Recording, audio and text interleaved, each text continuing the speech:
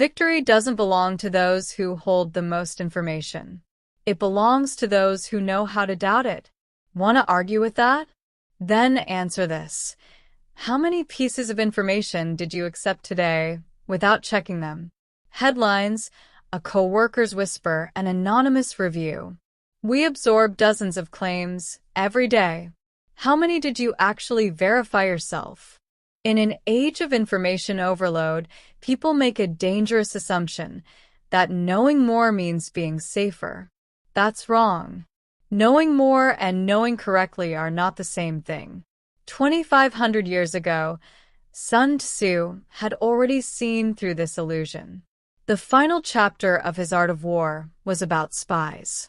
Not how to gather information, but how to turn it back on the one who sent it. That's the story we begin today. People crave certainty. They can't tolerate not knowing.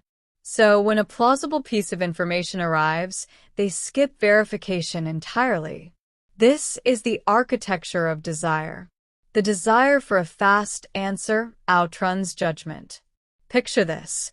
You're about to make a big decision at work, and someone delivers information with total confidence. This is certain. In that instant, the urge to verify loses to the urge to feel relieved. Relief at finally having an answer. That relief erases the need to check. People say they want the truth. What they actually want is for their anxiety to end quickly. Truth and relief are not the same thing, yet people confuse them constantly. That's why one confident claim can feel stronger than 100 verified facts. Desire wants speed. Truth demands time. When the two collide, most people choose speed. Desire isn't the only thing that clouds judgment. Fear does too, and arguably worse. Picture someone consumed by fear of betrayal. They suspect everyone around them constantly. Ironically, this is the person most vulnerable to false information. Why? Because fear distorts the standard by which we judge. Instead of coolly examining facts, the fearful mind grabs whatever confirms its own anxiety first. Tell someone who's already anxious about betrayal that so-and-so said this behind your back, and they won't question it. They'll simply feel their fear has been confirmed. Fear doesn't verify information. Fear consumes it, specifically information that justifies its own anxiety. This is the difference between fear and desire. Desire is deceived because it wants a fast answer. Fear is deceived because it already has a conclusion it wants to believe. Both skip verification. Only the direction differs. Just before the Battle of Red Cliffs, Zhou Yu, admiral of the Southern forces, was on edge. Cao Cao's army of hundreds of thousands had massed north of the Yangtze. But what truly terrified Zhou Yu wasn't the size of the force. It was two men, Cai Mao and Zhang Yun. Both had come from Jing province's navy and surrendered to Cao Cao not long before, but they were skilled at naval warfare. Cao Cao's army was formidable on land but weak on water. Cai Mao and Zhang Yun were covering that gap. Zhou Yu judged that as long as these two lived, victory was impossible. Cao Cao, meanwhile, was confident. He held overwhelming numbers, and recently his old friend Jiang Gan had volunteered to visit the south to gather intelligence. Cao Cao welcomed it. He trusted his old friend's judgment. He had no idea how dangerous that trust would prove to be. When Jiang Gan arrived in the south, Zhou Yu already had a plan waiting. He threw a lavish banquet and got Jiang Gan thoroughly drunk. Then, while Jiang Gan slept, he placed a letter in plain view, a forged letter suggesting Cai Mao and Zhang Yun were secretly in league with Zhou Yu. Jiang Gan stole it and rushed back to Cao Cao, certain he'd uncovered something monumental. Cao Cao read the letter. He didn't verify it.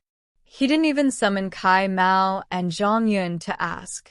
On the spot, he ordered both men executed. Only later did he realize he'd been deceived, and by then it was too late. The two men holding together Cao Cao's navy were gone. This is the reverse spy strategy, the pinnacle of Sun Tzu's espionage doctrine. Not planting a spy to watch the enemy, but turning the enemy's own intelligence network back against itself. Jiang Gan believed he was the spy. In truth, he was Zhou Yu's tool. What destroyed Cao Cao wasn't Zhou Yu's blade. It was Cao Cao's own certainty. This isn't a story locked in a battlefield 1800 years ago. It plays out in your office right now. Someone says, "I heard they were talking behind your back." The source is unclear. The messenger sounds certain. What do you do in that moment? Most people don't check. They quietly write that colleague off on the spot. By the next meeting, your eyes have already changed. You respond half-heartedly to their requests for collaboration. Meanwhile, they have no idea why they're suddenly being frozen out. Just as one forged letter killed two commanders, one unverified sentence can end someone's social standing. Small business owners face the same trap. A bad rumor about a supplier, and the relationship ends, only to learn later it was planted by a competitor. Information warfare doesn't only happen on battlefields. It happens every day in your group chats, your meeting rooms, your business dealings. That's exactly what this channel is about. Not historical strategy, but your judgment right now. If this perspective has been useful, please consider subscribing and liking. Sun Tzu was explicit in his chapter on spies. Turning the enemy's own spy against them is the essence of information warfare. Violate this principle, and loss is guaranteed. Fail to follow these 3 rules, and you collapse just like Cao Cao did. Never judge a person based on unverified information. The moment you skip checking the source, you're already in someone else's hands. Never decide anything while your emotions are running high. Decisions made in anger or fear are usually impossible to undo. Never act on information without asking who sent it and why. If you don't ask, you're being used as a tool. One psychological pattern runs through all 3. The stronger the certainty, the more verification gets skipped. Call it the Certainty Distortion Effect. The same passage also reveals what you gain. Practice these 3, and gain is guaranteed. Judge only by verified fact. This one habit alone places you in Zhou Yu's seat, not Cao Cao's. Strip away emotion and delay the decision. Even a single day's delay can completely change most judgments. Always trace where information came from and why. Ask who benefits from this information, and the real picture starts to emerge. Set the losses and gains side by side. Skip verification, you lose. Verify, you gain. Let emotion drive you, you lose. Give it time, you gain. Ignore the source, you lose. Trace it back, you gain. That gap is the entire essence of information warfare. With this line, Sun Tzu defined the highest form of information warfare. Literally, it means using the enemy's own spy as your counter-spy. But read as mere military tactics, you've only understood half of it. The modern interpretation is this: when information arrives meant to destabilize you, turn it into a tool that tests your own judgment instead. Don't simply accept information as it comes. Trace back why it arrived and why now. That is the real meaning of information warfare. The 3 losses and 3 gains covered earlier all trace back to this single line. Failing to verify. Reacting emotionally. Never questioning the source. On the opposite side of each stood this same principle. Cao Cao wasn't ignorant of it. Knowing a principle and living it out in a moment of crisis are 2 entirely different things. That night, Cao Cao trusted the word of the friend he trusted most. It didn't kill him, but it destroyed his entire navy. Here we confront a chilling truth. The most dangerous information in any war of intelligence rarely comes from a stranger.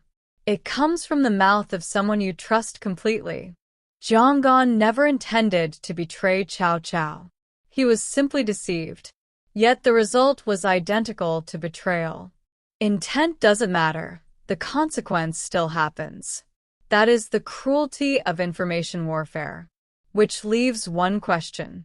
If verification itself is something only a person can perform, and that person's own eyes are already distorted, then what? We look at the same thing every day, yet interpret it differently.